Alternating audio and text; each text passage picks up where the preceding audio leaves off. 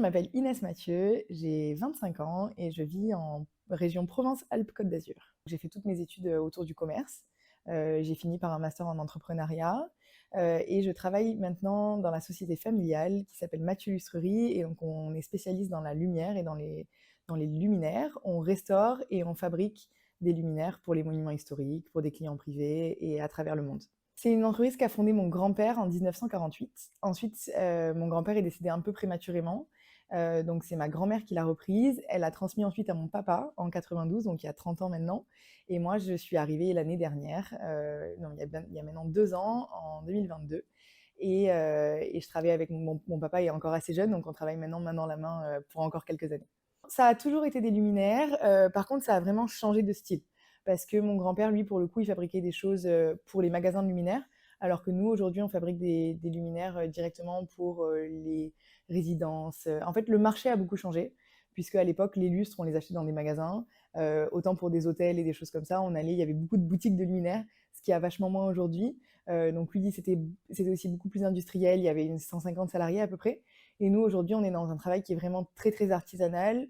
Ça ne s'est pas vendu dans des magasins de luminaires. Et aussi, on a ajouté le métier de la restauration, ce que mon grand-père ne faisait pas pour le coup. Donc voilà, ça a beaucoup changé, mais ça a toujours été des luminaires. En ce moment, on travaille sur les lustres de Notre-Dame de Paris. On les restaure tous. Donc ça, c'est vraiment le projet qui nous anime en ce moment.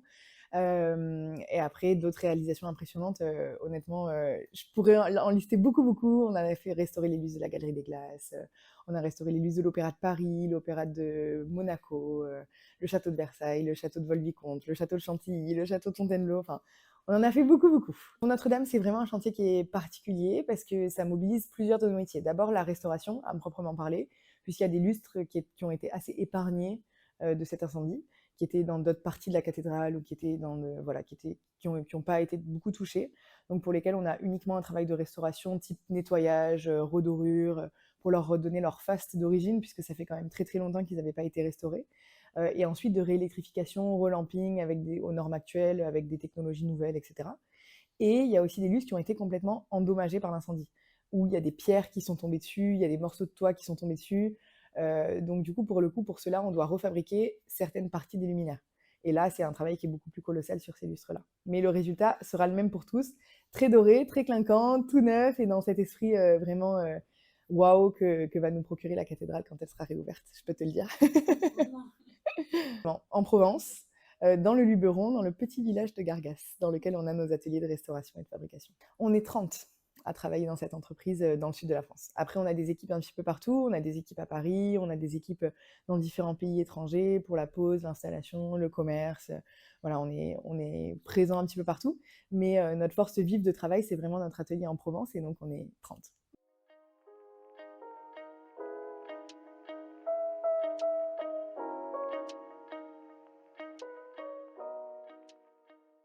Les problématiques qu'on rencontre pour l'atelier en Provence, elles se trouvent à 2 niveaux. D'abord, on est quand même un petit peu loin de là où se trouvent nos clients, il faut le dire. Alors bon, la Côte d'Azur, c'est pas très loin, là on a quelques clients, mais quand même Paris et puis le monde entier. Pour venir à Gargas, c'est pas forcément facile. Après, l'avantage qu'on a, c'est qu'on a de très très beaux bâtiments. On a 4000 m² d'ateliers, d'espaces qui se visitent, qui sont ouverts au public, où on a restauré des anciennes usines d'ocre, donc c'est sublime avec les magnifiques lustres qu'on fabrique et qu'on restaure, c'est vraiment un cadre qui est idyllique. Donc on a la chance que nos clients puissent venir, soit attirés par cet univers-là, mais on doit quand même les travailler au corps avant qu'ils arrivent jusqu'à Gargas. Donc ça, je dois dire que c'est un petit peu une difficulté qu'on a, même si on n'est qu'à 2h40 de TGV de Paris, plus une petite heure pour relier la gare. Voilà, c'est quand même pas tout à fait facile pour faire venir tout ce monde-là. Et ensuite, notre deuxième difficulté, elle se trouve au niveau du recrutement. Forcément, parce que les écoles pour former ces métiers-là, elles se trouvent par exemple à Paris. Il y a une école qui est à Uzès, donc on a la chance d'être à une heure et demie d'Uzès, donc ça va, c'est pas trop trop loin, mais c'est quand même pas facile. Après, on est dans une région qui est très touristique, il y a beaucoup de soleil, c'est quand même un peu l'endroit où tout le monde a envie de vivre ou au moins passer les vacances maintenant. Donc on a cette bascule qui s'est faite au fur et à mesure du temps, où on a vraiment senti que la région prenant de la côte, les gens ont de plus en plus envie de venir s'y installer. Donc on a eu cette chance et on a cette chance-là où on arrive à avoir des gens qui habitaient à Nantes ou qui habitaient à Paris et qui sont contents de venir travailler et habiter en Provence. Mais c'est quand même davantage, enfin c'est vraiment une difficulté à l'emploi puisque ces gens-là, ils se disent qu'ils changent de travail, certes, mais ils changent aussi de région, ils changent complètement de cadre de vie, ils sont obligés d'embrasser le travail et la vie qui va à côté, cette nouvelle vie-là en Provence, quoi. On a les métiers de bureau, forcément, on en a quelques-uns. Sur 30, on est 5 à travailler dans le bureau, donc on a pour le coup de l'administratif, de la comptabilité, de la gestion, la gestion des envois à l'étranger des pièces qu'on fabrique, de l'acheminement, la logistique, etc. Donc on a ce travail-là, et par exemple la personne qui travaille pour nous au bureau en tant que gestionnaire des ventes, elle est pour le coup, elle vient du Canada et de la Belgique, donc elle habitait dans la région depuis quelques temps, mais c'était quand même c'était le début, et on a dû la faire déménager un petit peu aussi. Et après, on a tous les métiers de lustrier. Donc ça, c'est assez varié. Il y a plein d'étapes de fabrication. On commence avec la monture en bronze. Après, on a la ciselure, la dorure, le montage électrique des luminaires, l'habillage avec tous les cristaux, etc. Le polissage, la ferblanterie. Donc c'est plein de petits métiers très spécifiques qui se retrouvent au sein de notre atelier. On a des personnes qui faisaient par exemple de la bijouterie, qui ensuite sont formés chez nous voilà, parce qu'il y a quand même des ponts entre ces métiers. C'est des métiers de précision, des métiers sur les mêmes matériaux, qui sont principalement le bronze. La dorure, etc. C'est aussi des gens on a quelqu'un qui venait, par exemple, donc dorer un lustre, c'est y appliquer une patine, une finition, un vernis.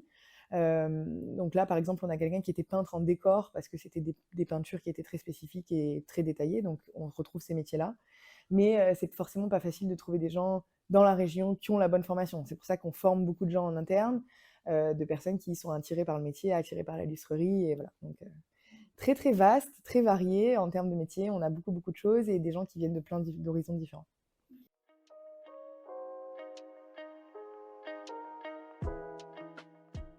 La lustrerie se visite, elle est ouverte au public. Elle est ouverte au public parce qu'on est dans des anciennes usines d'ocre. Quand on a récupéré ces bâtiments et qu'on les a restaurés, l'ocre, c'est un patrimoine qui est dans notre région depuis des décennies et des décennies. Ça a vraiment atteint son pic dans les années 1900, et ça décline vraiment très fort dans les années 1930, 1940, où on a de moins en moins utilisé l'ocre. Et donc du coup, pour le coup, on est dans une usine qui avait été fermée, qui était devenue un peu un dépôt public. Mais on a quand même senti, quand on a racheté cette usine, qu'il y avait des gens qui nous disaient « Ah, mais mon grand-père, il a travaillé là, mon père, il était ouvrier dans cette usine » et tout ça. Et donc, quand on l'a restauré, on s'est dit « Non, c'est trop dommage, c'est le patrimoine de la région. Il faut absolument qu'on le laisse ouvert au public et que les gens puissent venir voir l'usine d'ocre restaurée, puissent venir voir les anciennes machines qu'on avait récupérées, etc. » Et donc, à ce moment-là, on s'est dit qu'on allait le laisser ouvert au public pour ça. Et en fait, on s'est rendu compte que les gens adoraient venir visiter l'atelier, venir visiter la collection de luminaires, etc. Au début, c'était dans un tout petit bâtiment de 300 mètres carrés, mais disons qu'il n'y avait que ce premier bâtiment-là. En 2002, quand on s'y est installé. 10 ans après, on a ouvert le musée à côté, parce qu'on avait une collection de lustres qui était grandissante. On avait beaucoup de pièces, parce qu'on achète beaucoup de lustres, on les collectionne, on fabrique des choses qu'on ajoute dans le musée et tout ça. Donc on s'est dit, là, c'est l'occasion de raconter l'histoire des luminaires. Au moins, on viendra visiter l'usine d'ocre, les ateliers et l'histoire des lustres. Donc on a fait tout ça, et il y a 2 ans, on a ouvert un nouveau bâtiment, parce qu'on avait besoin d'agrandir nos ateliers. Et donc, on a vraiment un petit peu poussé les murs, et on a restauré une deuxième usine d'ocre qui était à côté, pour laquelle il restait vraiment que des vestiges. Et on a fait ressortir de terre toute l'architecture de l'usine d'ocre de l'époque. Et on y expose, on a une partie atelier, donc pour le coup, on voit nos compagnons monter les lustres, y ajouter l'électrification, les bougies, les cristaux, etc. C'est un atelier qui est très visuel et qui est magnifique. On y voit les lustres en train d'être terminés, emballés, prêts à partir dans les résidences dans lesquelles ils vont aller. Et on y voit toute une partie d'exposition. Donc, par exemple, en ce moment, au fur et à mesure qu'on restaure les lustres de Notre-Dame, on les expose dans notre espace d'exposition, dans ce nouveau bâtiment où on a 15 mètres de hauteur sous plafond. Donc, les lustres sont presque comme dans la cathédrale avant d'y être, tu vois. C'est génial, ouais.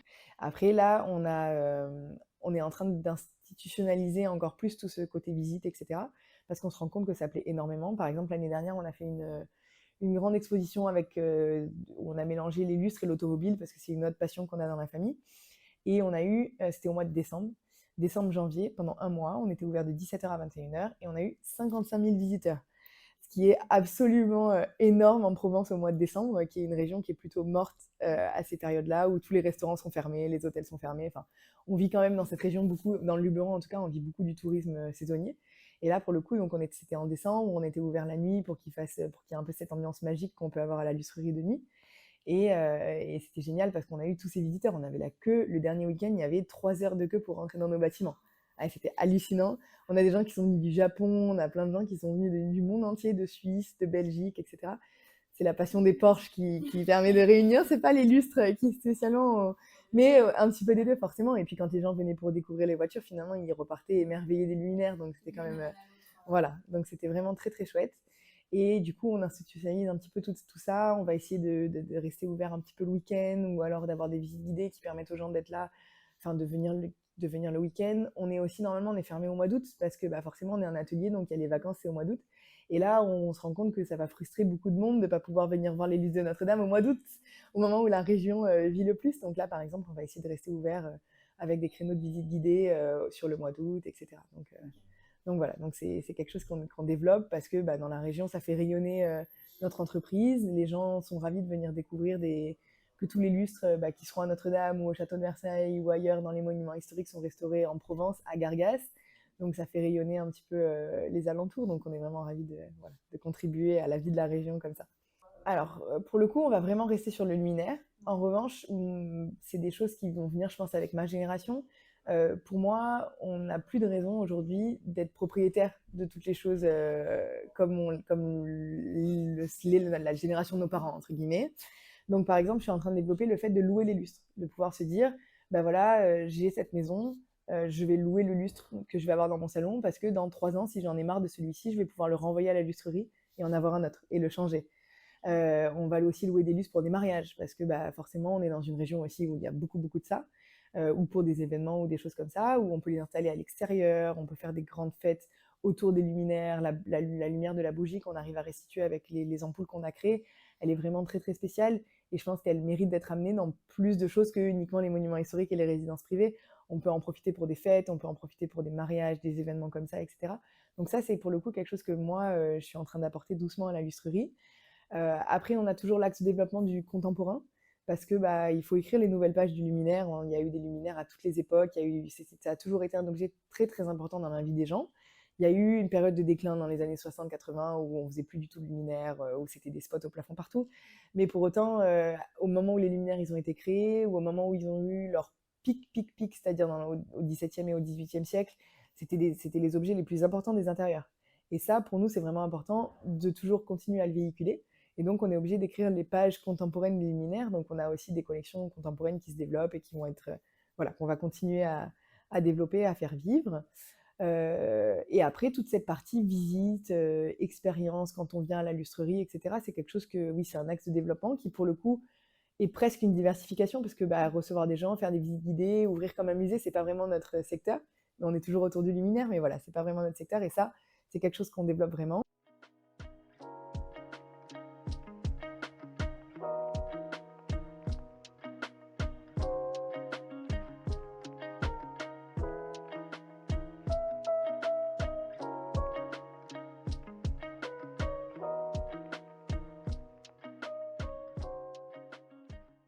Moi, j'ai toujours vécu en Provence et c'est une région de laquelle je suis vraiment amoureuse. Donc, j'ai beaucoup de mal à dire des mauvaises choses.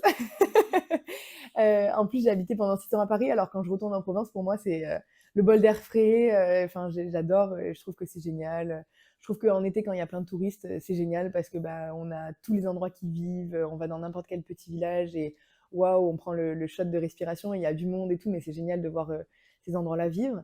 Je dirais que peut-être qu'on a quand même des difficultés aux périodes creuses, justement. C'est quelque chose qui est en train d'être vraiment corrigé dans la région, pour le coup, dans le Luberon. Je sais que sur la Côte d'Azur, c'est un peu moins le cas. C'est des endroits, c'est dans la même région, et pour autant, ça vit quand même pas mal toute l'année. Mais pour le coup, nous, dans le Luberon, bah, c'est vrai que le mois de décembre, mois de janvier, mois de février, si j'ai des clients qui viennent et que je dois trouver un restaurant ouvert, faut que je m'y prenne quelques jours à l'avance, tu vois. Et ça, c'est quand même quelque chose qui est un petit peu difficile. On est encore, je trouve, un peu trop tributaire du tourisme et de la saisonnalité. Et je trouve que c'est quelque chose qui est assez dommage parce qu'on a une région qui est aussi magnifique en hiver, où il fait plus doux que dans certaines régions. Alors, bah, bien sûr, on n'a pas les montagnes à 2 minutes, on n'a pas le ski, etc. Mais je trouve que c'est une région qui a aussi beaucoup d'attrait l'hiver. Il y a beaucoup d'entreprises qui sont dans cette région. Il y a beaucoup d'entreprises qui sont ouvertes au public. Je pense notamment à la Fondation Blachère, où il y a des expositions d'art contemporain tout le temps. Il y a le SCA de Lacoste, qui est une école d'art qui est pas loin aussi du tout. Il y a quand même beaucoup, beaucoup de choses qui sont à visiter dans le sud en hiver, et c'est une région qui est complètement sous-exploitée dans ces périodes-là, alors qu'elle est très agréable aussi. Donc voilà, moi je verrai ce point-là. Je verrai aussi, bien sûr, pour le coup, je vais vraiment parler du Luberon. on a, je trouve, un vrai manque de liaison avec les gares qui sont les plus proches. Par exemple, une fois que tu arrives, donc tu viens de Paris, tu prends le train, tu arrives à Avignon ou à Aix-en-Provence. Alors quand tu es à Aix, bon, tu as Aix qui est à côté. Mais tous les villages aux alentours, nous, Gargas, Apt, Gordes, Roussillon, c'est compliqué pour relier la gare TGV. On est à 1 heure à peu près de la gare TGV. Et avant, il y avait une ligne de train qui continuait, un TER, comme il y a dans beaucoup de régions. Et maintenant, rien du tout. C'est-à-dire que soit on prend le bus, soit on loue une voiture. Et pour le coup, c'est quand même un peu une difficulté. Quand on a des clients qui viennent de loin, ils prennent le TGV, ensuite ils doivent louer une voiture quand ils arrivent à la gare pour venir jusqu'à chez nous, etc. Puis même pour visiter les alentours, tu vois, il faut que toujours tu aies une voiture. Les réseaux de bus, ils se développent, mais ils sont vraiment ils sont développés l'été quand il y a le tourisme, etc. Un petit peu. Ils sont adaptés aux jeunes, mais par exemple, il n'y a pas un horaire de bus qui est coordonné avec un train qui va à Paris. Et ça, quand même, tu te dis, non, c'est pas possible, tu vois. Plein de fois, je me retrouve bloquée où je me dis, bah, je dois passer 2 semaines à Paris complète. Je vais pas laisser ma voiture au parking. Je reviens, je vais payer, je sais pas combien de parking. Si je prenais un bus depuis chez moi, qui pour le coup, l'arrêt de bus, c'est pas trop loin, c'est facile, etc. Ben non, il arrive 1 heure et demie avant mon train. Donc ça me fait que pour aller à Paris, je mets 5 heures, tu vois. Alors qu'il y a 2h40 de train, quoi. Donc c'est pas possible. Donc ça, c'est un peu des limites, ouais. Je trouve que des choses qui sont un peu dures dans la région. Mais je sais que nos élus y travaillent, je sais que les réseaux de bus se sont vachement développés. Moi, je vois par rapport à il y a 4-5 ans où quand même ça s'est pas mal développé. Mais la ligne ferrée, voilà, la voie ferrée qui desservait tous les petits villages aux alentours, franchement, elle a été remplacée par une piste cyclable qui est géniale, mais c'est quand même un peu dommage. Et pour le coup, je connais aussi très bien la région de Carpentras, Sorgues, l'Île-sur-Sorgue, etc., qui sont des régions qui sont beaucoup mieux desservies par le TER. Par exemple, quand on arrive à la gare d'Avignon, il y a un TER qui permet de desservir Avignon Centre, Sorgues, Monteux, Carpentras et tout. Et ça, c'est quelque chose qui est vraiment pratique et qui, pour le coup, ne va pas jusque dans le Luberon, alors que le Luberon est encore plus touristique que les régions de Sorgues et Carpentras, etc. Voilà. Petite difficulté sur ça, clairement, ouais. Ah, c'est vraiment ma région. J'ai donc fait toutes mes études à Paris, mais ensuite, quand j'ai commencé à travailler à la lustrerie donc dans la société familiale, j'ai déménagé dans le sud. C'est-à-dire que maintenant, j'habite vraiment à Gargas, mais je suis à Paris toutes les semaines pour le travail. Je suis entre les deux. Je partage ma semaine à Paris, entre Paris et la Provence, mais parce que j'aurais pu aussi décider d'habiter à Paris et de garder mon pied-à-terre ici et de descendre travailler dans le sud. Mais pour moi, c'est inconcevable. J'aime beaucoup trop cette région. Le soleil, les magnifiques villages qu'on a aux alentours, toutes les choses qu'on a à faire. Tous mes amis habitent à Paris, mais quand ils viennent dans le Luberon, à chaque fois, ils me disent mais t'en gardes sous la pédale, c'est impressionnant, il y a toujours des nouveaux trucs à faire ici. Enfin, même moi, je découvre des choses nouvelles dans ma région tout le temps. Il y a le Luberon, il y a le Luberon Sud, il y a le Luberon Nord, il y a la région de Carpentras, justement, les dentelles de Montmirail, il y a la Côte d'Azur, il y a les Bouches-du-Rhône. Enfin, c'est une région qui est incroyable, qui est riche, riche, riche de beaucoup, beaucoup de choses. Tous ces petits villages, ils ont chacun leur spécialité. On a Roussillon qui est tout autour de l'Ocre et qui est tout orange. Ensuite, on conduit 10 minutes, 15 minutes, on est à Gordes où c'est entièrement en pierre séchée avec les vieilles bories, etc.